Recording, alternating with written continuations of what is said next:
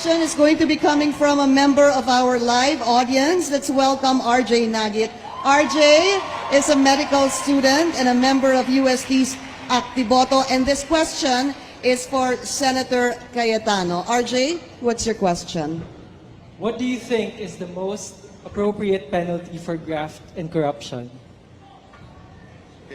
Lahat sa buong mundo, sa science ng criminology, it's not the actual penalty, but the certainty na mahuhuli ka. Sa Pilipinas, pag antibiotics, pandesal, ang nanakawin mo, sigurado huli ka.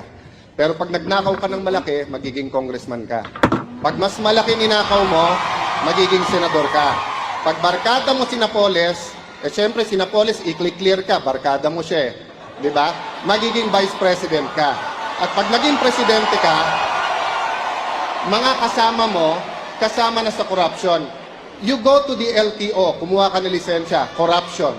You bumili ka ng bahay, sa taxes, corruption. Buong buhay natin corruption. Huwag na tayo magbulag-bulagan unless we change the system. So, we need to give Senator Marcos a chance to... No, I was just wondering, kasi sinasabi ni Senator Alan, pagka malaking ninakaw mo, maging congressman, mas malaking maging senador. Is that how he became congressman? Is that how he became senator? Let me respond. That's not how I became congressman. It's not how I became senator. Well, mga kababayan, alam kong sa Europe nag-aral si Senator Bongbong kahit peke yung diploma. Pero Ibang issue na yan, Senator Alan. ang sinabi ko po na magiging congressman ka, that's sarcasm.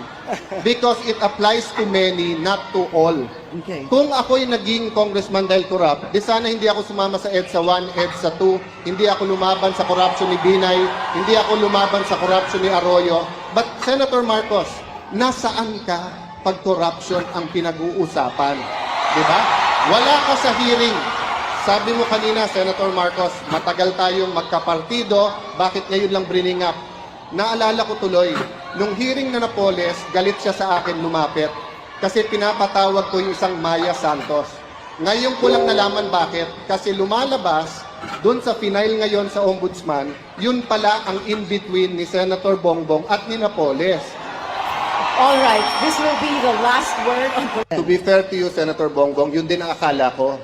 Kung may Napoles ka, bakit ngayon lang? Tinignan ko 2007 to 2009 lang yung audit, 2011 yung sayo.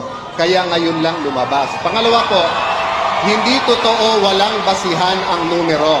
$4 billion na po, 2 bilyong piso ang na-recover ng PCGG. Ayan po, chairman ng COMELEC, dating PCGG. Na, hindi ko alam kung sa akin siya natatawa o kay Senator Bongbong. Pangatlo po, $1 billion ang ngayon pinaglalabanan pa rin ng gobyerno at ng Marcos family. Pang-apat po, sa salin ni Senator Bongbong, 200 to 500 million pesos po. Never ka naman nagtatrabaho kung hindi sa gobyerno. Saan mo kukunin ang ganong kalaking pera? Meron po tayong kasama dito na pag yung ibang hearings nawawala. Kasi mga kaibigan ang nandun. Pag Coco-Levy, nawawala. Pero nagulat po ako, mga kababayan. Sabi ni Senator Bongbong, wala daw bahid ang kanilang pamilya. $10 billion ang nanakaw nung panahon nila. 450 billion pesos. Nung isang linggo lang po, nagulat ako, 205 million. Yung next question is